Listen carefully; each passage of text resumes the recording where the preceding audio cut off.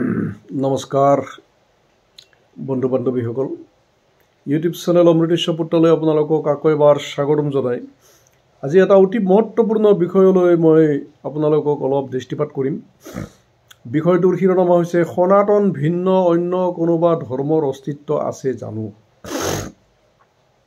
প্ৰশ্নটো বিষয়টো শুনি বহুতে হয়তো তাজ্জব মানিছে, কাৰণ সৰুৰ পৰা আমি শুনি আহিছোঁ আৰু আমাক এনেকুৱা পঢ়োৱা হৈছে স্বাধীনতাৰ পিছত আমাৰ শাসনভাৰ যেতিয়া কংগ্ৰেছৰ হাতত গুচি গ'ল, তেতিয়া শিক্ষা বিভাগটো বামপন্থী পণ্ডিতবিলাকৰ দ্বাৰা নিয়ন্ত্ৰিত আছিল আৰু বুৰঞ্জীবিদবিলাক আছিল বামপন্থী আৰু সমাজৰ উচ্চ স্তৰৰ নেতাবিলাক আছিল বামপন্থী। গতিকে গোটেই চক্ৰটো আছিল বৈদিক সংস্কৃতিৰ বিৰোধী, ভাৰতীয় দৰ্শনৰ বিৰোধী, ভাৰতীয় পৰম্পৰা আৰু ঐতিহ্যৰ বিৰোধী চক্ৰ।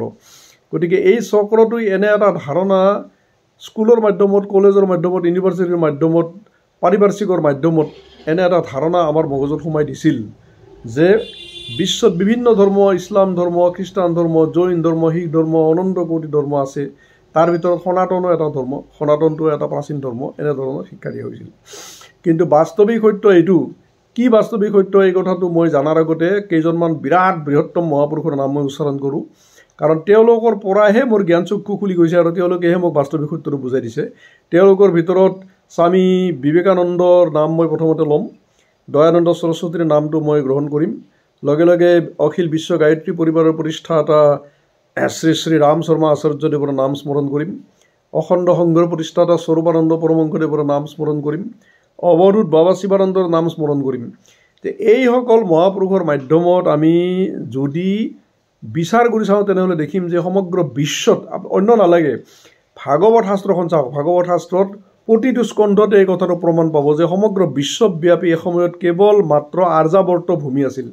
সমগ্ৰ বিশ্বৰ সকলো জনতা, সমস্ত প্ৰাণী, সমস্ত প্ৰতিজন মানুহ এসময়ত আৰ্য আছিল আৰু একমাত্ৰ সনাতন আছিল সমগ্ৰ বিশ্বৰ ধৰ্ম, যাক আমি হিন্দুস্তান বুলি কৈছোঁ। সমগ্ৰ বিশ্বব্যাপী ইয়াৰ অধিষ্ঠান আছিল। আনকি এনেকুৱাও প্ৰমাণিত হৈ গৈছে যে প্ৰথম ভাৰতৰ সেই সময়ৰ ৰজা পৰীক্ষিতে সমগ্ৰ জম্বুদ্বীপৰ অধিপতি বুলি কোৱা হৈছিল, চক্ৰৱৰ্তী সম্ৰাট। যে জম্বুদ্বীপ বুলি ক'লে সেই সময়ত সমগ্ৰ বিশ্বক বুজাই গৈছিল সেই সময়ত।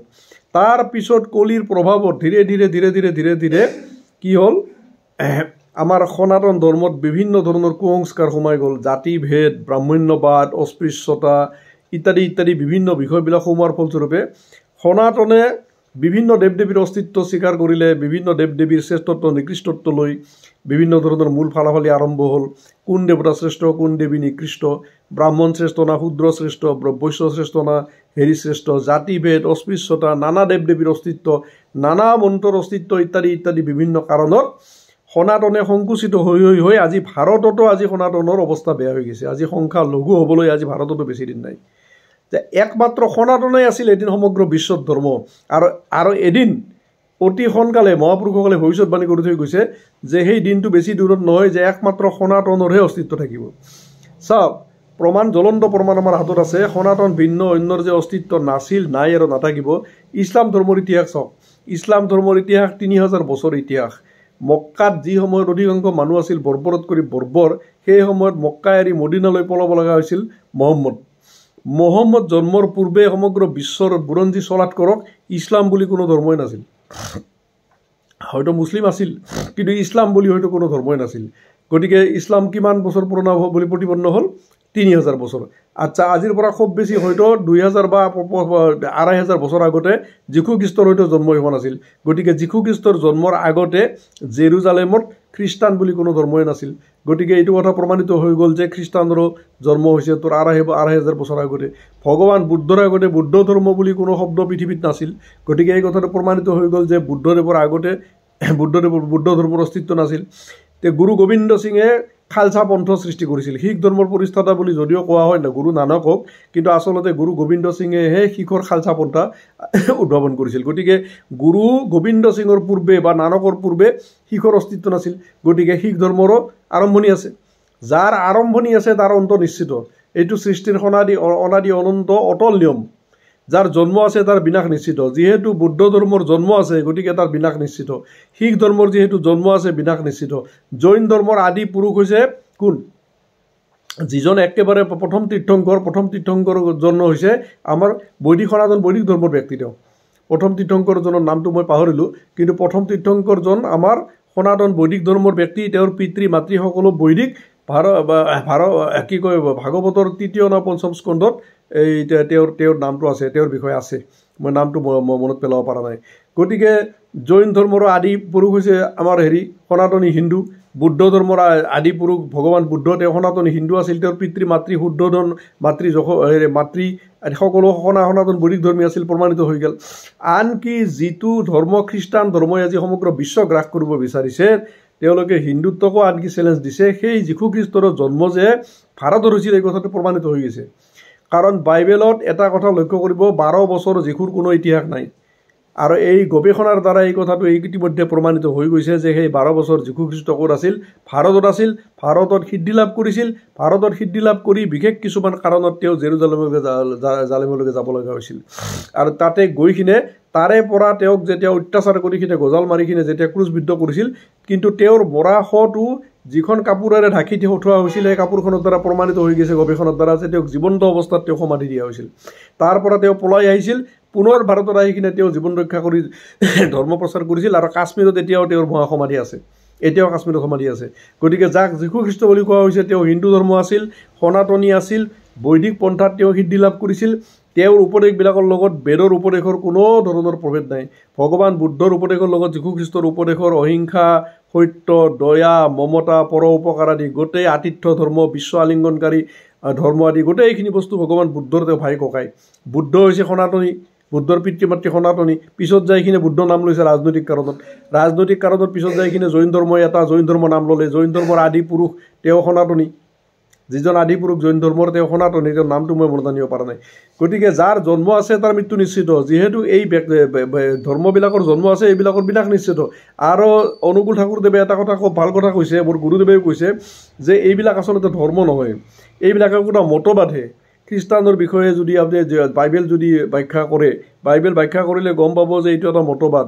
কোৰাণ ব্যাখ্যা কৰিলে প্ৰমাণ কৰি দিছে আচাৰ্য বিনু আজিৰ দৰে মহাপুৰুষসকলে যে এইটো এটা মতবাদ। ঠিক তেনেকৈ জৈনবিলাকৰ এটা মতবাদ, বৌদ্ধবিলাকৰ মতবাদ, যিমান মতবাদ আছে, জৰস্থুষ্ট ধৰ্ম তেওঁ এইটো এটা মতবাদ। এনেকুৱা হাজাৰ হাজাৰ ধৰ্ম আমি ক'ব পাৰিম। এইবিলাক এটা এটা সম্প্ৰদায়, এটা এটা মতবাদে, এইবিলাক ধৰ্ম নহয়। ধৰ্ম বিশ্বৰ আদিতে একমাত্ৰ সনাতন ধৰ্ম আছিল, এতিয়াও একমাত্ৰ সনাতনহে আছে, আৰু ভৱিষ্যতেও একমাত্ৰ সনাতনে থাকিব। এই যিবিলাক ডাল পাত জমা হৈছে, এইবিলাক তোৰ সনাতনে কিছুমান সংকীৰ্ণতাৰ মাজত আহি গৈছিল। ব্ৰাহ্মণ্য তন্ত্ৰৰ কাৰণে, পুৰোহিত তন্ত্ৰৰ কাৰণে, জাতিভেদৰ কাৰণে, উচ্চ নিচৰ কাৰণে, ভিন্ন ভিন্ন দেৱ দেৱীৰ মান্যতা, শ্ৰেষ্ঠত্ব নিকৃষ্টত্ব প্ৰতিপন্ন কৰাৰ কাৰণে, এক ওংকাৰ মহামন্ত্ৰক পাহৰি বিভিন্ন বিভিন্ন খণ্ড মন্ত্ৰৰ উপাসনাৰ কাৰণে, এক ব্ৰহ্ম গায়ত্ৰীক পাহৰি ভিন্ন ভিন্ন গায়ত্ৰীক কল্পনা কৰাৰ কাৰণে এই সনাতনৰ মাজত বিভিন্নতা আহিছিল। যদি সনাতনে একমাত্ৰ ওংকাৰৰ চৰণ তলত যদি থাকিলে হয়, আদি বৈদিক যুগৰ দৰে এক ব্ৰহ্ম গায়ত্ৰীৰ বাহিৰে যদি আৰু অন্যান্য ভিন্ন ভিন্ন দেৱ দেৱীৰ গায়ত্ৰী যদি নকৰিলে হয়, যদি ৰিং ক্লিং শ্লিং আদি অনন্ত কোটি মন্ত্ৰৰ পাছত যদি নদৌৰিলে হয়, তেনেহ'লে এক ওংকাৰৰ তলত, এক গায়ত্ৰীৰ তলত সনাতনীসকল আজিও এক হৈ থাকিল হয়। আৰু আজিও সনাতনে সমগ্ৰ বিশ্বক গ্ৰাস কৰিব পাৰিলে হয়। সনাতনৰ শাখা প্ৰশাখা ডাল পাতবিলাকে গোটেই বিশ্বক গ্ৰাস কৰি স্বয়ং ভাৰত ভূমিত আজি হিন্দুক আজিতো নিচা দেখাব নোৱাৰিলে হয়, সংখ্যালঘু কৰিব নোৱাৰিলে হয়। গতিকে এই কথাটো আপোনালোকে প্ৰমাণ কৰক। এজন মুছলিম ভাইক সুধিব, যিকোনো এজন ইছলাম ভাইক, যে তেওঁৰ 7 পুৰুষৰ পৰা 14 পুৰুষলৈকে তেওঁ যদি বংশ যদি চায়, তেনেহ'লে তেওঁ কাক পাব? হিন্দুক পাব নে মুছলিমক পাব? তেওঁ দেখিব যে তেওঁ 7 পুৰুষৰ পৰা 14 পুৰুষৰ ভিতৰতে পূৰ্বপুৰুষসকলক বিচাৰ কৰি চালে তেওঁ দেখিব তেওঁৰ পূৰ্বপুৰুষ হিন্দু আছিল। কিন্তু তেওঁৰ কান্ধত তৰোৱাল থৈ কিনে আৰু ভিন্ন ভিন্ন প্ৰলোভন দেখাই কিনে তেওঁক এসময়ত মুছলিম কৰা হৈছিল। গতিকে ইছলামৰ আদি হৈছে সনাতন। যেতিয়া ইছলামে বুজি পাব, বুজি পোৱাৰ পিছত সনাতনত ঘূৰি আহিব। ঠিক তেনেদৰে এজন খ্ৰীষ্টান ভাইক যদি সোধে তেওঁৰ 7 পুৰুষৰ পৰা 14 পুৰুষৰ ইতিহাস, তেনেহ'লে তেওঁ ক'ব বাধ্য হ'ব, স্বীকাৰ কৰিব বাধ্য হ'ব যে তেওঁৰ 7 পুৰুষৰ পৰা 14 পুৰুষৰ ভিতৰত আদি পুৰুষ কোন আছিল? হিন্দু আছিল। কিবা কাৰণত তেওঁক প্ৰলোভন দেখাই, তেওঁক দাৰিদ্ৰতাৰ কাৰণে বা অন্যান্য মাংস খোৱাৰ প্ৰলোভনৰ পৰা, নাৰীৰ প্ৰলোভনৰ পৰা ভিন্ন প্ৰলোভন দেখাই কিনে খ্ৰীষ্টান কৰা হৈছিল। তাৰপিছত ক্ৰমাগতভাৱে খ্ৰীষ্টান হৈ আহি আছে। কিন্তু আদি পুৰুষ তেওঁৰ পূৰ্বপুৰুষ হিন্দু। গতিকে যিহেতু খ্ৰীষ্টানৰো পূৰ্বপুৰুষ হিন্দু, এইটো প্ৰতিপন্ন হ'ল, ইছলামৰ পূৰ্বপুৰুষ হিন্দু প্ৰতিপন্ন হ'ল। এজন বুদ্ধক যদি আপোনালোকে যদি প্ৰশ্ন কৰে আপোনালোকৰ 14 পুৰুষ আগতে কোন আছিল, তেনেহ'লে ক'ব যে 21 পুৰুষ আগত বা 14 পুৰুষ আগত আমাৰ হিন্দু আছিল, সনাতনী হিন্দু আছিল। কাৰণ ভগৱান বুদ্ধৰ জন্ম হিন্দু পৰিয়ালত, বুদ্ধ নিজে হিন্দু। কেৱল বুদ্ধ পৰৱৰ্তী যুগত ৰাজনৈতিক কাৰণত দিয়াক এটা বৌদ্ধ ধৰ্ম বুলি এটা নাম দিয়া হ'ল বুদ্ধক সনাতনী ব্ৰাহ্মণ্যবাদীসকলে ভাৰতৰ পৰা খেদি দিয়াৰ কাৰণে চাইনিজবিলাকে তিব্বতীয়ানবিলাকে বুদ্ধক গ্ৰহণ কৰাৰ কাৰণে শেষত যাই বুদ্ধক সনাতনৰ পৰা বিচ্ছিন্ন কৰি দেখুওৱা হ'ল আৰু বুদ্ধ ধৰ্ম যাইখিনি সনাতনৰ পৰা এটা বিচ্ছিন্ন ধৰ্ম বুলি প্ৰমাণিত হ'ল যদি বুদ্ধক আমি গ্ৰহণ কৰিব পাৰিলোঁ হয় তেওঁৰ উদাৰ বিশ্বাস আলিংগনকাৰী ধৰ্মক যদি আমি গ্ৰহণ কৰিলোঁ হয় তেওঁ সেই সময়ত যাগযজ্ঞ পূজা পাতল আদি বিশেষ কাৰণত তেওঁ বিৰোধিতা কৰা স্বত্তেও তেওঁৰ আচল অন্তকৰণ আছিল অনাদি অনন্ত তেওঁ সকলোকে আলিংগন কৰিব বিচাৰিছিল সেই সময়ত চলি থকা জাতিভেদ অস্পৃশ্যতা আদিৰ নামত থকা ঘৃণাতি ঘৃণ্য কুসংস্কাৰক প্ৰতিবাদ কৰাৰ কাৰণে তেওঁ দেৱ দেৱী যাগযজ্ঞ আদিৰ সেই সময়ত হয়তো তেওঁ প্ৰতিবাদ কৰিব লগা হৈছিল গতিকে ঋষভদেৱ মোৰ নামটো পাহৰি আছিলোঁ না মনত পৰিছে যে জৈন ধৰ্মৰ আদি পুৰুষ ঋষভদেৱ সনাতনী ঋষভদেৱৰ মাতৃ পিতৃ সকলো সনাতনী ঋষভদেৱে যাই কিনে জৈন ধৰ্মৰ প্ৰতিষ্ঠাতা ঋষভদেৱ কিন্তু শেষত ৰাজনৈতিক কাৰণত তেওঁলোককো এটা শাখাৰূপে প্ৰতিপন্ন কৰা হ'ল গতিকে প্ৰমাণ হৈ গ'ল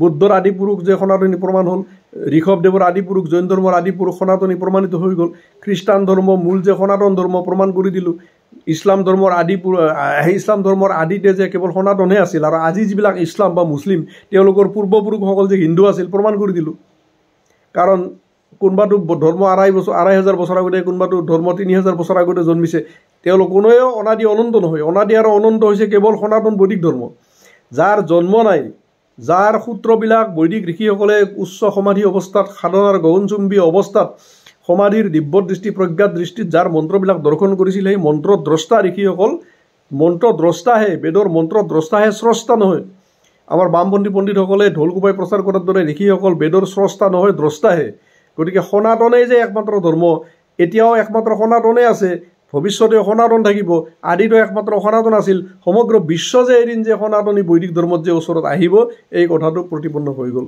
নিশ্চয় আপোনালোকে ভাল পাইছে বাওঁফালে থকা লাইক বটনটো লাইক কৰি দিয়ক ফেচবুকত লাইক কৰি লাভ নাই এটা কমেণ্টছ দিব নতুনসকলে চেনেল ছাবস্ক্ৰাইব কৰি দিব আৰু লগে লগে শ্বেয়াৰ কৰি দিব ধন্যবাদ